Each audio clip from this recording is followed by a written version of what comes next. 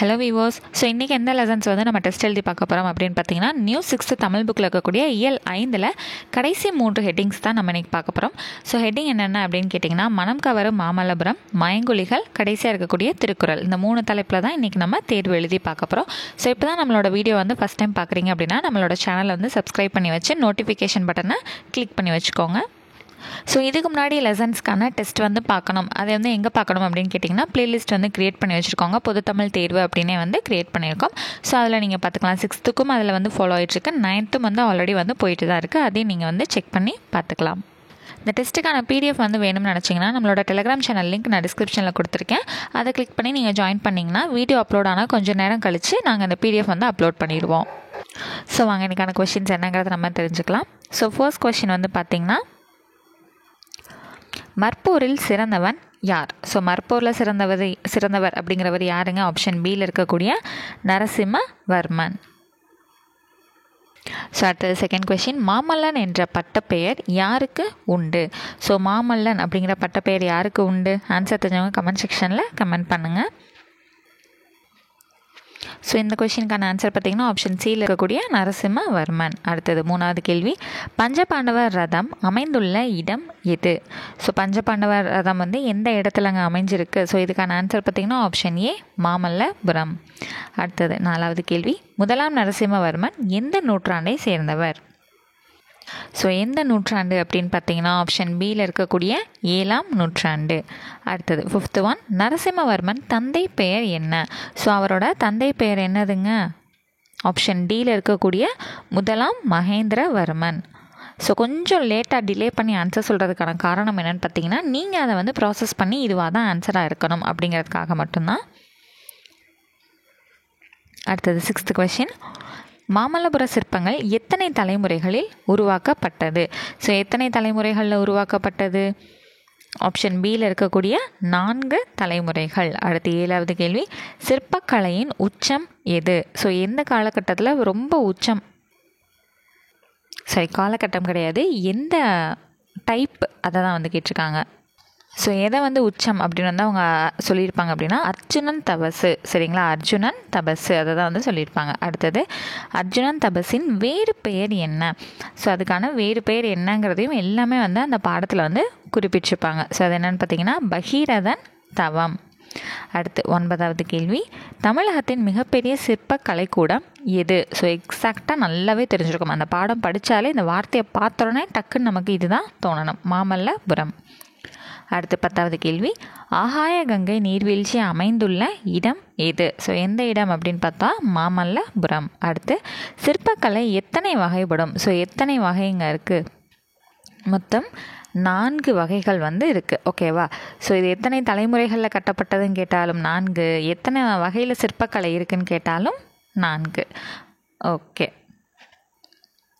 ஒரு லெசன் வந்து முடிச்சிட்டோம். அடுத்தது பார்த்திங்கன்னா மயங்கொலிகள்.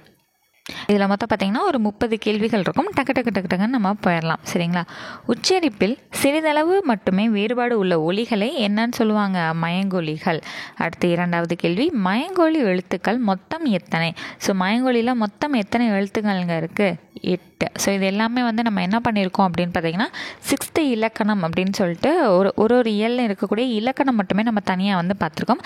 ஸோ இலக்கணம் அப்படிங்கிற ஃபோல்டர் வந்து பிளேலிஸ்ட் தனியாகவே க்ரியேட் பண்ணியிருக்கோம். ஸோ இலக்கணம் பற்றி நல்லா டீட்டெயில்டாக தெரிஞ்சுக்கணும், ஷார்ட்கட்ஸ்லாம் தெரிஞ்சுக்கணும் அப்படின்னு நினச்சிங்கன்னா அந்த பிளேலிஸ்ட்டை வந்து நீங்கள் செக் பண்ணி பார்த்தீங்கனாலே உங்களுக்கு ரொம்ப யூஸ்ஃபுல்லாக இருக்கும். ஸோ அடுத்தது, நாவின் நுனி மேல்வாய் அன்னத்தின் நடுப்பகுதியை தொடுவதால் பிறக்கும் எழுத்து எது அப்படின்னா ஆப்ஷன் ஏல இருக்கக்கூடிய நா. அடுத்து போகலாம்.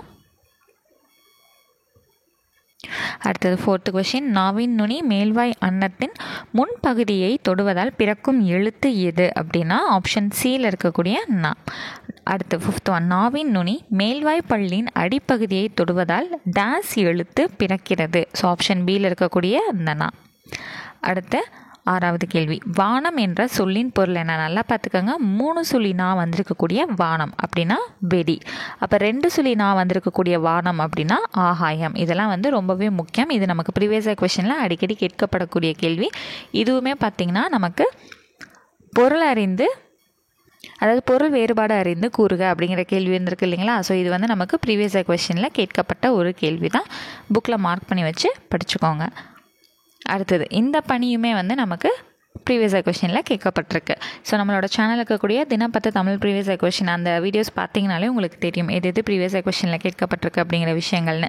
ஸோ இந்த பணி எதங்க வந்து குறிப்பிடும்? ஆப்ஷன் சியில் இருக்கக்கூடிய வேலை. அப்போ இந்த பணி வந்து எதை சொல்லுது? குளிர்ச்சி. ஸோ அடுத்தது 10வது கேள்வி, நாவின் இரு பக்கங்கள் தடித்து அப்படின்னாலே லா அப்படிங்கிறது தெரிஞ்சிருக்கணும். ஸோ அதில் எந்த லா அப்படிங்கிறத மட்டும்தான் நம்ம கண்டுபிடிக்க போகிறோம். மேல் பற்களின் அடியை தொடுவதால் தோன்றும் எழுத்து எது? இந்த லா, குண்டு லா. சரியா? அடுத்தது அதே போல் அன்னத்தின் நடுப்பகுதியை வந்து தொடுவதால் தோன்றும், அதாவது நாவின் இரு பக்கங்கள் தடித்து மேல் அன்னத்தின் நடுப்பகுதியை தொடுவதால் தோன்றும் எழுத்து எது அப்படின்னா பள்ளிக்கு வரக்கூடிய லா. அடுத்தது 12வது கேள்வி, நாவின் நுனி மேல் நோக்கி வளைந்து வருடுவதால் தோன்றும் எழுத்து எது அப்படின்னா சிறப்பு லகரம். சரி, அடுத்தது 13வது கேள்வி, விலை விலை விலை. ஸோ இதுக்கான ஆன்சர் பார்த்திங்கன்னா ஆப்ஷன் சி. ஓகேவா? எப்படி அப்படின்னு பார்த்தீங்கன்னா, இந்த விலைங்கிறது பொருளின் மதிப்பு, அடுத்து அந்த விலைங்கிறது உண்டாக்குதல், இந்த விலை பார்த்திங்கன்னா விரும்பு. அப்போ என்னங்க வருது? 2, 3, 1 தானே வருது. ஸோ ஆப்ஷன் சியில் இருக்கக்கூடியதான் சரியான பதில். அடுத்தது 14வது கேள்வி, அதே தான், இலை இலை இலை, அதே மயங்கொலி வச்சா. ஸோ இதுக்கான ஆன்சர் என்னங்கிறத நான் சொல்லிடுறேன். 1, 2, 3. ஸோ ஸ்ட்ரெயிட்டாக தான் எல்லாமே மேட்ச் ஆகிருக்கு. இலைனா செடியின் இலை, இந்த இலை மெலிந்து போதல், இந்த இலை வந்து நூல் இலை. அடுத்தது 15வது கேள்வி, நாவின் நுனி மேல் அன்னத்தின் மைய பகுதியை உரசுவதால் தோன்றும் எழுத்து ரா. ஓகேவா? அடுத்தது 16, நாவின் நுனி மேல் அன்னத்தின் மைய பகுதியை உரசுவதால் தோன்றும் எழுத்து எது அப்படின்னு பார்த்தீங்கன்னா இந்த ரா. சரிங்களா? அடுத்து ஏரி என்பதன் பொருள். ஸோ இந்த ஏரிக்கு என்னங்க பொருள்? ஸோ இந்த ஏரி குளம் அந்த மாதிரி பொருளில் வந்து வரக்கூடியது. அடுத்து வந்து கூரை, இந்த ரை வந்து இதை நான் ஆல்ரெடி உங்களுக்கு நிறையா தடவை ப்ரீவியஸ் கொஷனில் நம்ம பார்த்துருக்கோம். அப்போ வந்து ஷார்ட்கட்ஸும் வந்து அடிக்கடி இதுக்காக நான் சொல்லிக்கிட்டே இருந்திருக்கேன். ஸோ இந்த கூரை இந்த கூரை இது வந்து நேராக நம்ம வீடு கட்டுறோமா இப்படி தானே போட்டு வீடு கட்டுவோம். ஸோ இது வந்து ஞாபகம் வச்சுட்டு வீட்டின் கூரைன்னு வச்சுக்கோங்க. புடவை வந்து சுற்றி கட்டுவோம். ஸோ அதனால் இது என்னது? இந்த கூரை வந்து புடவை. ஸோ இதுவுமே வந்து அடிக்கடி கேட்கப்பட்ட ப்ரீவியஸ் கொஷின்ஸில் ஒன்று. அடுத்தது பொறுத்துக, நல்வரவு சிற்பங்கள் சில்லுகள் ஆயத்த ஆடை. ஸோ இதுக்கான ஆன்சர் பார்த்திங்கன்னா ஆப்ஷன் சியில் வந்து இருக்குங்க 3, 4, 2, 1ன்னு. இது வந்து எப்படின்னு பார்த்திங்கன்னா நல்வரவுனா வெல்கம், சிற்பங்கள்னா ஸ்கல்ப்சர், சில்லுகள்னா சிப்ஸு, ஆயத்த ஆடைனா ரெடிமேட் ட்ரெஸ். அப்போ என்ன வருது? 3, 4, 2, 1. அப்போ ஆப்ஷன் சியில் இருக்கக்கூடிய 3, 4, 2, 1. அடுத்து 21வது கேள்வி, ஒப்பனை அப்படின்னா என்னது? மேக்கப். அடுத்து 22வது கேள்வி, சிற்றுண்டினா டிஃபன். அடுத்து சிரம் என்பதன் பொருள் என்ன? ஸோ சிரம் அப்படின்னா என்னன்னு பார்த்தீங்கன்னா ஆப்ஷன் சியில் இருக்கக்கூடிய தலை, நம்மளோட ஹெட்டு. அடுத்து 24, இதெல்லாம் ரொம்ப முக்கியம், நல்லா தெரிஞ்சு வச்சுக்கோங்க. அடுத்து இலையின் வேறு பெயர் என்ன அப்படின்னா இலைனா என்னதுங்க? தலை. அடுத்தது 25வது கேள்வி, வண்டியை இழுப்பது காலை. ஓகேவா? ஸோ எந்த காலை வரணும்? பள்ளிக்கு போடக்கூடிய லால வரக்கூடிய காலை தான் நமக்கு வரணும். அடுத்து 26, கடலின் வேறு பெயர் என்ன? ஸோ கடலின் வேறு பெயர் என்னதுங்க? பறவை. இந்த ரா தான், சின்ன ரா. ஓகேங்களா? அடுத்தது பறவை வானில் பறந்தது. ஸோ இது மேக்ஸிமம் வந்து யாரும் வந்து தப்பு பண்ண மாட்டோம், இந்த ரா தான் வரும் நமக்கு. அடுத்தது பூ டேஸ் வீசியது. ஸோ இந்த மனம் அப்படிங்கிறதுல இது வருமாங்கிறது நிறைய பேருக்கு டவுட் இருக்கும். இது ரெண்டையுமே சேர்த்து வச்சு ப்ரீவியஸ் கொஷனாக அட்டிக்கட்டி ரொம்ப தடவை நமக்கு கேட்கப்பட்டிருக்கு. ஸோ நல்லா மார்க் பண்ணி வச்சு படிச்சுக்கோங்க வித்தியாசங்களை. ஸோ பூ அப்படிங்கிறதுக்கான மனம் என்ன அப்படின்னு பார்த்தீங்கன்னா இந்த 3 சுழினா தான். ஓகேங்களா? அடுத்தது 29, புலியின் டேஸ் சிவந்து காணப்படும். ஸோ புலியின் கண் சிவந்து காணப்படும். அடுத்து வீட்டு வாசலில் டேஸ் போட்டனர், வீட்டு வாசலில் கோலம் போட்டனர். ஸோ இது வந்துருச்சு அப்படின்னா மேக்ஸில் வரக்கூடிய அந்த ஷேப் அந்த கோலத்துக்கு போயிடும். சரிங்களா? அப்போ வீட்டுக்கு முன்னாடி போடக்கூடிய லா வந்து இதுதான். ஸோ 2வது தலைப்பு முடிச்சிட்டோம். இன்னும் திருக்குறள் ஒரு 8 கேள்வி தான் பார்த்தோன்னா இந்த வீடியோ வந்து கம்ப்ளீட் பண்ணிடலாம். 5th யூனிட்டும் வந்து நமக்கு மொத்தமாக முடிஞ்சிடும். அடுத்தது முதல் கேள்வி, உலகில் வாழும் மக்கள் அனைவரும் சிறப்பான அறங்களை வலியுறுத்தியவர் யார் அப்படின்னு பார்த்தீங்கன்னா ஆப்ஷன் டியில் இருக்கக்கூடிய திருவள்ளுவர். 2வது, மோந்து பார்த்தால் டேஸ் மலர் வாடிவிடும்.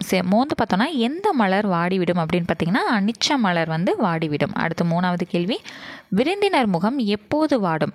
நம் முகம் மாறினால் விருந்தினரின் முகம் வந்து வாடிவிடும். அப்போ ஆப்ஷன் ஏ தான் சரியானது.